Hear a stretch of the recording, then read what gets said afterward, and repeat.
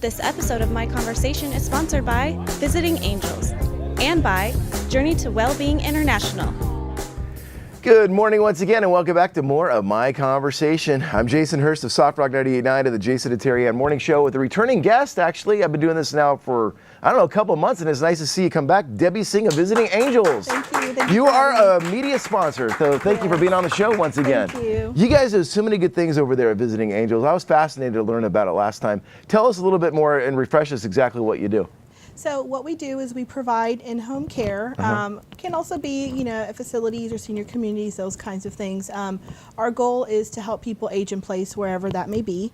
And what we can help with ranges from helping with bathing, dressing, grooming, meal preparation, light housekeeping. We can even do people's laundries for them. We can even help them with pet care. Medication reminders are things we can help with, getting people out to their appointments, errands, all of your everyday needs are things that we help people with. Yeah, the day-to-day living stuff that we kind of take for granted if we got fully functioning things going on with ourselves. But we have people that we love and we care about. We want to make sure they're taken care of. They call you. Exactly. Yeah, it's tough when you're not able to stand long enough to prepare a meal, or if you're forgetting to take your medications and you're not adhering to it. It can be really dangerous. It's also tough to be a family member when you're worrying about somebody too. It's nice that you provide the services you do. Definitely. A lot of our families that we work with are having to find ways to navigate in helping to take care of an aging parent. And that's really tough, especially if they're dealing with other factors, health factors. One big thing that we're doing this month is we're working with the Alzheimer's Association. This is an Alzheimer's Awareness Month. Oh, June is, isn't it? June is. Okay. And so actually on the longest day of the month, June 21st, we're doing what's called the longest day, and we're doing just sort of a little mini fundraiser with the Alzheimer's Association where we're fundraising money so that we can donate towards Alzheimer's research and hopefully finding a way to manage or get rid of this disease, because right now the only options for people with Alzheimer's is just managing the symptoms. So there is no cure. It's something that is progressive. I like that. Yeah, June 21st, longest day of the year, which is today. You got more sunshine in the morning, more sunshine at night. You're like the ray of light all over the valley. It is, and it's a great long day. We're going to have over at our office today, we're going to have a little mini bake sale. So anybody who is in the area and wants to stop by our office, even if they want to just do a donation on their own, or if they want to get a little baked good, they can. Everything that we earn from that, we're going to donate towards Alzheimer's research. Oh, that's really cool. That's really cool. Now, where are you guys located? We're located at 2350 West Shaw Avenue, just up from where we are now, actually. And so the First and Shaw area? Yeah, right off of West and Shaw. Oh, West and Shaw, West and Shaw is right near there. It's where we're located. And if they just pop into our office, we can tell them how they can be a part of it and how they can help. And, the more the merrier. With this, and like I said, the more I think people are aware of it, more than 5.5 million people actually suffer from Alzheimer's. Wow. And that's actually expected to grow in the next 30 years. They're actually expecting more than 16 million people. You're kidding. People You would to think be there'd be more affected in by progress of getting a cure for it, but it's going Not backwards? if it continues the way that it is, which is why it's so important that we try to fund research to get better ways of helping with this.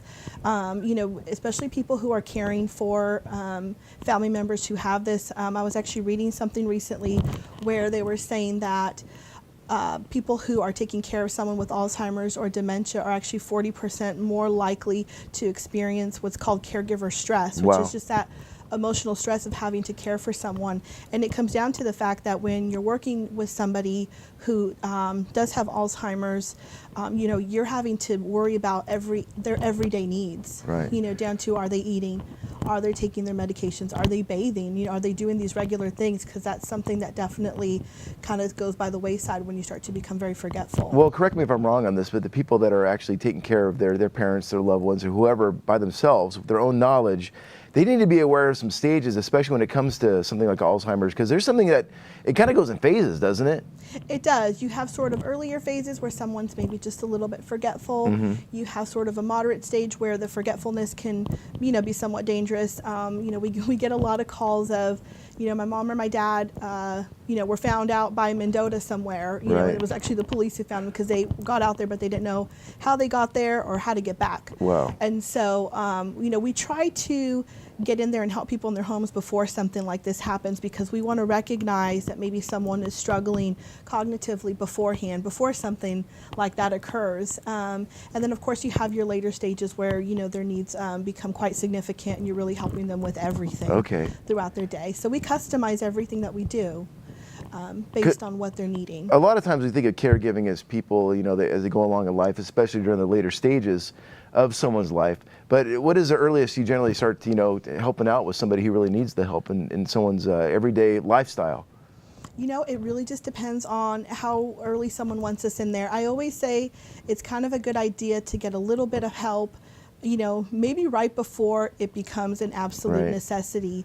Having just that little bit of help and having someone in place, especially when you're having cognitive problems, is always good, because there's that familiarity that's already there. It can be really tricky to introduce sort of a new thing in someone's life when they're having cognitive impairment, because it's unfamiliar to them. Well, so, and that's the thing with somebody like me. I'm thankful right now that I really haven't had to deal with that too much, but I'd be clueless when it comes to something like this, so people can go to you for all that information. They can come, they can ask us. A lot of our caregivers are even Alzheimer's certified. You know, I'm very familiar with what to do with that, and so we can help guide them on what maybe they should do next. What's the best contact information to get a hold of you at? They can reach us at 559-500-2102. Okay. Is there anything on the internet they can go on and kind of check you out a little bit? Some questions like FAQs? Yeah, definitely. If they actually go to visitingangels.com, they can, there's a whole bunch of articles, a whole bunch of information on there where they can, it's a great starting point to figure out, you know, what to do next. Well, that's great. Debbie Singh of Visiting Angels, thanks for being a sponsor of my conversation. It's been fascinating learning, and it's great to see you once again. Very nice to see you. Thank you. You're welcome. Thanks for being on the show, and we'll return with more of my conversation right after this, so we hope you stick around. This episode of My Conversation is sponsored by Visiting Angels.